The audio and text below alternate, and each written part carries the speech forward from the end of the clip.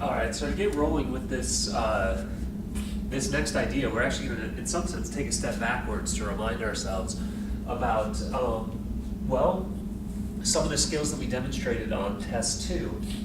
So I want you to recall the process by which we would find where a function would hit a maximum point or a minimum point. Well, historically, you've been given your function.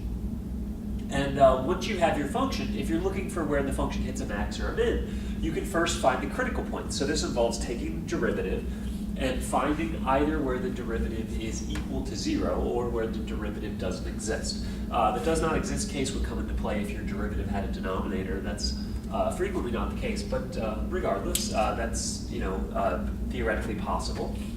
So you take your derivative, you set it equal to 0, you find where the derivative has a value of 0, because that could be where the function goes from uphill to downhill, positive slope to negative slope, positive first derivative to negative first derivative. Remember, the first derivative is a description of slope. Or it could also be a point where the function goes from negative to positive. Negative to positive in terms of the slopes would be a point where the function would hit a local minimum. So in order to determine the critical points to be maxes or mins, we have to test elsewhere to see what's going on with the function. Because let's just say, hypothetically, you're finding the critical points and the critical points turn out to be x equals 2 and x equals 7. Well, you're going to have to test a point left of 2. Now you know that every point left of 2, the derivative is either going to be positive or negative, because in order to go from the positives or to the negatives, you have to cross 0, but we know the only points where the first derivative has a value of 0 are the critical points. The first derivative is not going to change sign everywhere to the left of 2. We just test any point to the left of 2 and we'll get the value. Let's say the first derivative came out to be positive. That would mean slope positive. That would mean function uphill. Test a value in between 2 and 7. Check the first derivative. Here, hypothetically, first derivative negative. That would mean slope negative, function downhill. You know, right at this point, because the function went from uphill to downhill at x equals 2 is a local max. That's where the function hits a peak. At x equals 7, since we're going downhill into x equals 7, it's possible that x equals 7 would be a local min. If if the first derivative continued negative after that point, then the function would not hit a local min. But as it's sort of hypothetically proposed here, we plug in the value 10. Anything to the right of 7 would work, right? Because the first derivative can't change sign to the right of 7. And we test what the first derivative is. If it comes out to be positive, that means the function is uphill, because first derivative describes slope, and here we have a local min. Okay, we've seen this before, we've done this before. Pell. Here's an example to just remind ourselves of the process from scratch, rather than just describing it. We can go through an example.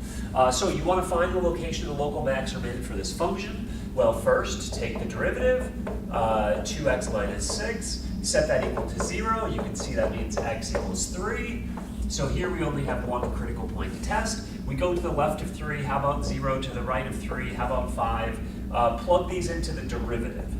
The derivative will tell you whether or not you are uphill or downhill. The derivative is an indicator of slope.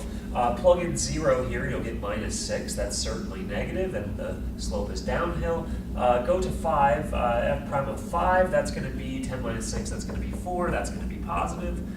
And you can see x equals 3 is a local min. Now, as I go through this, you might say, man, this is exactly what we've done before, and it is. It is exactly the same thing. Now, let me say this. Where does this section break off from what we've done before to go into something new? And the answer is this first fact. Historically, with every function that we've ever tried to assess the maximality or minimality of, we've always been given the function. Hey, here's the function. Where's its local maxes and mins? Here's another function. Where's its local maxes or mins? The difference in this section is that we are going to be given not a function, but a real-world situation which could be described by a function. Honestly, once you have the function, it's old hat. It's not impossibly difficult to go through. The problem and the challenge, really, the challenge, it's a better word to describe what's going on here.